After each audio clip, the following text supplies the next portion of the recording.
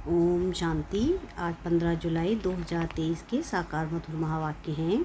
मीठे बच्चे, बाप को अपनी अवस्था का समाचार खुले दिल से दो। खुली व सच्ची दिल में ही बाप की याद टिक सकती है। क्या कहा प्यारे बाबा ने कि बाप को अपनी अवस्था का समाचार खुले दिल से दो।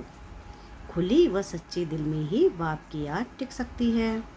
प्रश्न है आज की मुरली का कि इस समय छोटे बड़े सबकी वानप्रस्थ अवस्था होते भी तुम कौन से बोल मुख से नहीं कह सकते हो।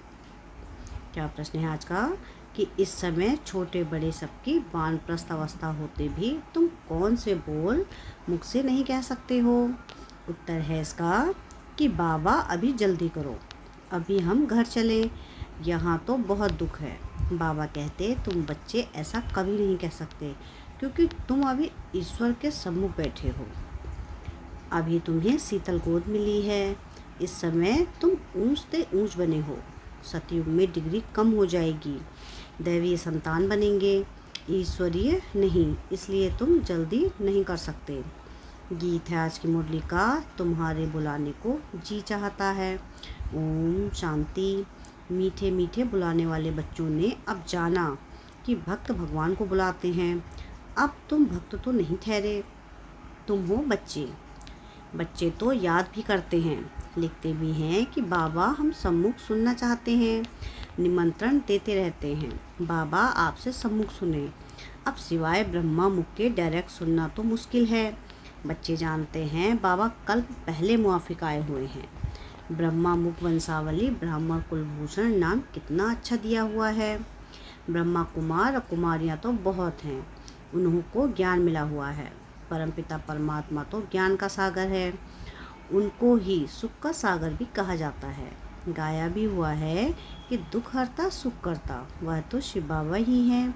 नाम कितने भिन्न भिन्न दिए हैं, गायन तो बहुत है ना। गाते हैं हर हर अर्थात दुख को हरो, भगवान के लिए ही गाते हैं, परंतु भगवान का पता न होने के कारण ब्रह्मा विष्णु शंकर के लिए कह देते हैं। देव देव महादेव, शिव को भूल शंकर के लिए कह देते हैं हर हर महादेव। ब्रह्मा और विष्णु को महादेव नहीं कहेंगे, वह तो दोनों स्थूल पाठ में आते हैं। शंकर सूक्ष्म वतन में ही रहता है।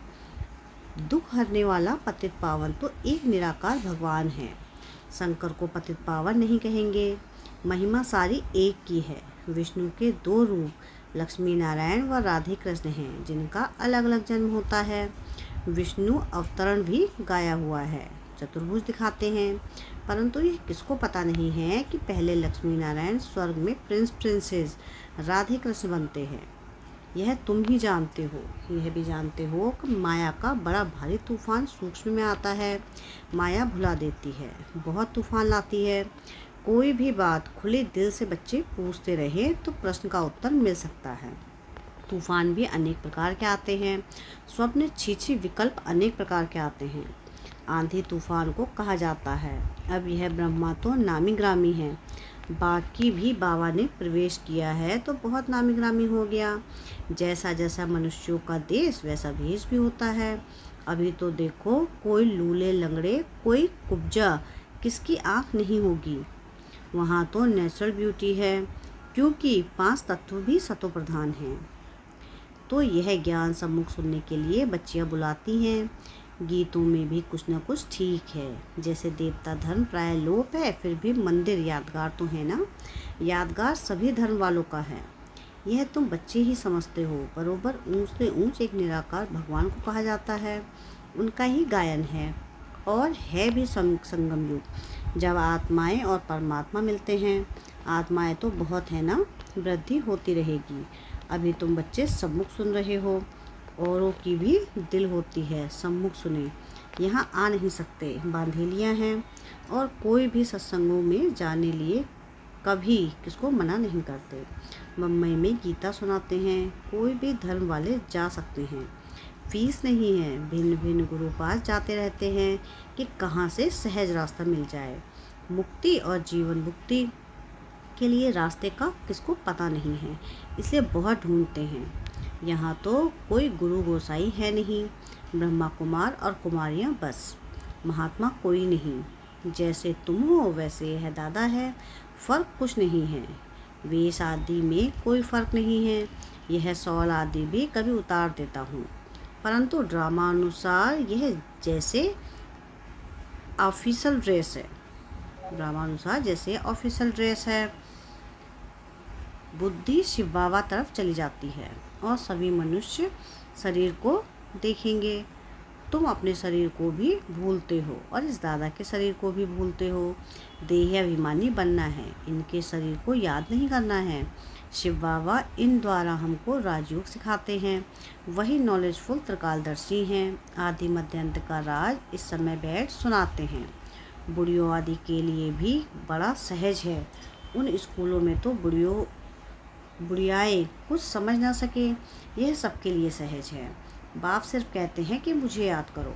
जैसे मनुष्य मरने पर होते हैं तो मंत्र देते हैं, राम राम कहो, यह कहो, बहुत करके वानप्रस्थ के बाद ही गुरु का मंत्र लेते हैं। परंतु अभी तो बाप कहते हैं सारी पुरानी दुनिया का विनाश होना है। बूढ़े जवान छोटे सबकी वानप्रस्थ अवस्था है। ऐसे तो और कोई कह ना सके।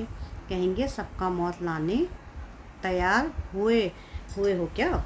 हाँ, मौत तो सबका होना ही है। कोई कोई कहते हैं बाबा यहाँ अर्जुन कब तक रहेंगे, हम जल्दी जावे, यहाँ बहुत दुख है। आगे चलकर भी ऐसे ऐसे कहेंगे। बाबा कहते हैं ऐसे क्यों कहते हो? अरे इस समय तो तुम ईश्वर के सम्मुख हो, फिर तो डिग्री डिग्रेड हो जाएगी, जाकर दैवीय संतान बनेंगे। अब यह शीतल गोद अच्छी है। यहाँ स्वर्ग तो होगा ही शीतल, परंतु यहाँ तो सत्य यानी गर्व को भी शीतल बनाया जाता है, तो वह अच्छा रहता है। ऐसे नहीं कि अभी जल्दी करो, अभी तो हम ऊँचते ऊँच हैं। नामाचार ही सारा इस समय का है। देर वाला मंदिर भी इस समय का है। सारी सृष्टि के आत्माओं की दिल लेने वाला है बाप। दिल वाला मंदिर सभी के लिए है।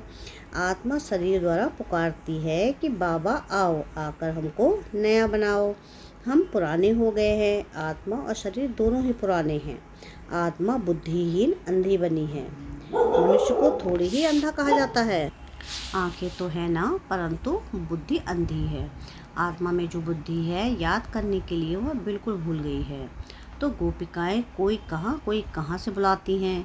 बांधेली गोपिकाएं छोटे छोटे गांव से बुलाती रहती हैं। बाप समझाते हैं बच्चे, संगम युग में गृहस्थ आश्रम था, पवित्र था। अभी तो विष के लिए कितना हैरान करते हैं। यह नहीं समझते कि यह निराकारी बनाया जाता है, निर्विकारी बनाया जाता है। निर्विकारी बनने से फिर क्या बनेंगे वह भी पता नहीं है। सन्यासी भी पवित्र बनने लिए भागते हैं, परंतु उनको यह पता नहीं है कि हम पवित्र दुनिया में जाएंगे। इन बातों को वह मानते ही नहीं।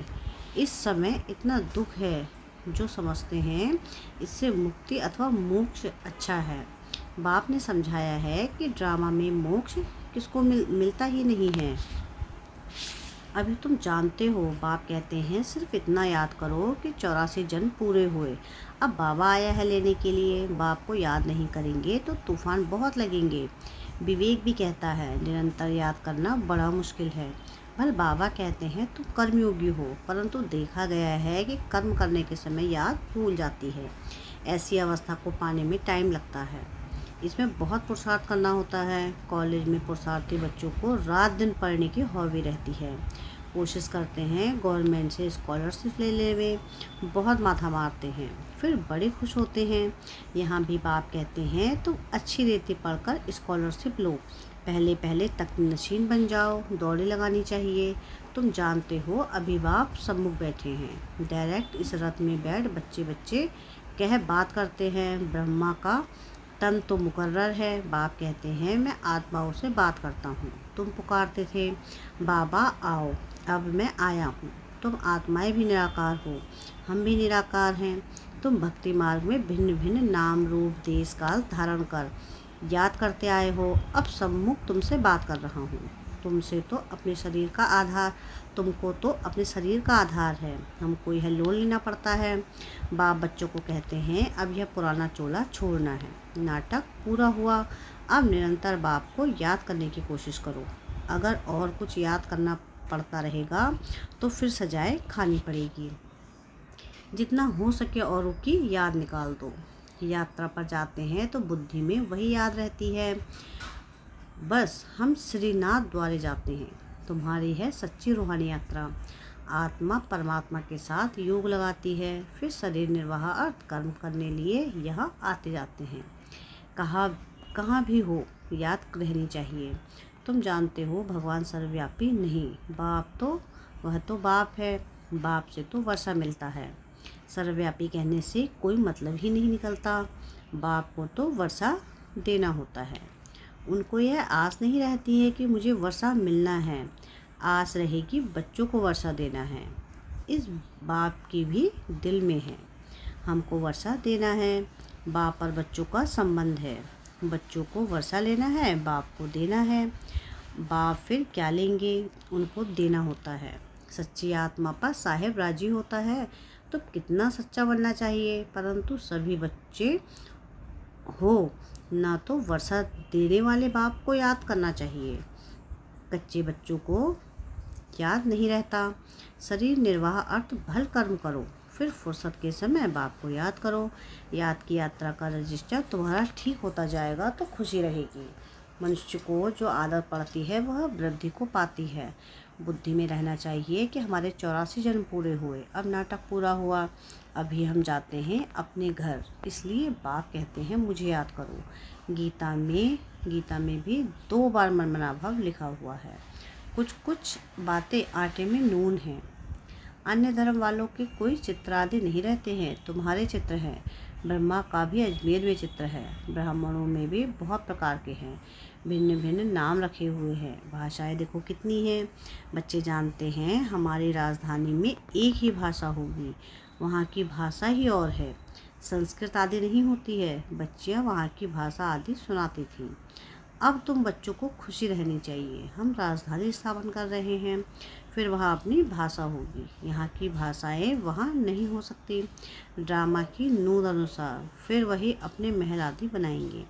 कल पहले मुआफिक यहाँ यह ब्रिटिश गवर्नमेंट ने न्यू दिल्ली बनाई ना। तुम जानते हो हम दिल्ली नाम नहीं रखेंगे। यह पुरानी दुनिया तो ख़त्म होनी है, हमको नई दुनिया चाहिए। वहाँ तो हीरे जवाहरात के महल बनेंगे। अभी तो वह महल नहीं है। बुद्धि कहती है हम बहुत फर्स्ट क्लास महल बनाएंगे। यह तो छीछी दुनिया है। ऐसी आपस में बात करनी चाहिए। बहन जी, भाई जी, हम तो जाएंगे, फिर आकर अपनी राजधानी संभालेंगे। ऐसे लिबास पहनेंगे। आगे जेवर आदि सब सच्चे पहनते थे। लक्ष्मी नारायण के मंदिर में कितने जेवर आदि होंगे।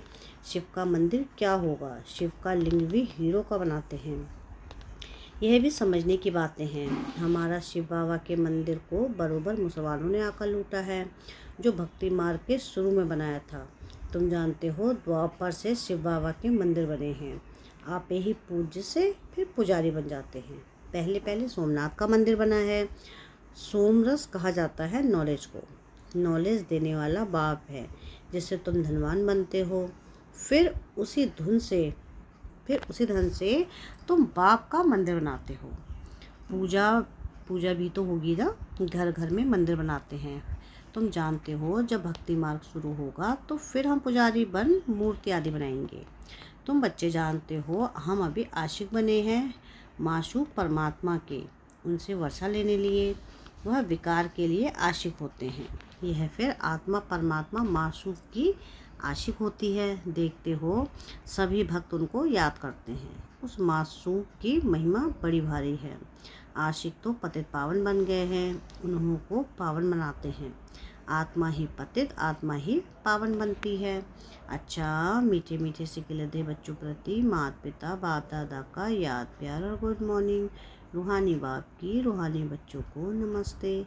हम रूहानी बच्चों की रूहानी बाप दादा को याद प्यार गुड मॉर्निंग और नमस्ते। शुक्रिया प्यारे बाबा, शुक्रिया। अच्छा, धारणा के लिए मुख्य सार है। सार की पहली पॉइंट है कि स्कॉलरशिप लेने के लिए अच्छी रीति पढ़ना है। तख्त नशीन बनने की दौड़ लगानी है। कर्म करते याद में रहना है। क्या है पहली पॉइंट कि स्कॉलरशिप लेने के लिए अच्छी रीति पढ़ना है, तख्त नशीन बनने की दौड़ लगानी है, कर्म करते याद में रहना है। सेकंड पॉइंट है हम रूहानी यात्रा पर हैं, इसलिए और सबकी याद बुद्धि से निकाल बाप की याद में निरंतर रहना है। याद का रजिस्टर ठीक रखना है।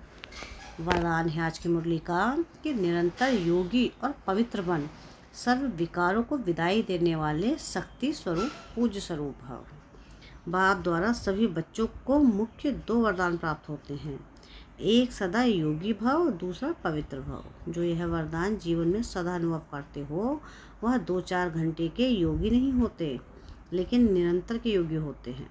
पवित्र भी कभी कभी नहीं, सदा पवित्र और सर्व विकारों को विदाई देने वाले। ऐसे नहीं कभी क्रोध या मोह आ गया, कोई भी विकार स्मृति स्वरूप बनने नहीं देगा। तो ऐसे योगी ही शक्ति स्वरूप हैं और सदा पवित्र रहने वाले पूज्य स्वरूप हैं। स्लोगन है आज की मुरली का कि सदा ज्ञान सूर्य के सम्मुख रहो तो भाग्य रूपी परछाई आपके साथ है।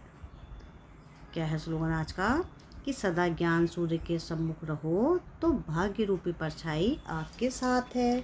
अच्छा, ओम शांति।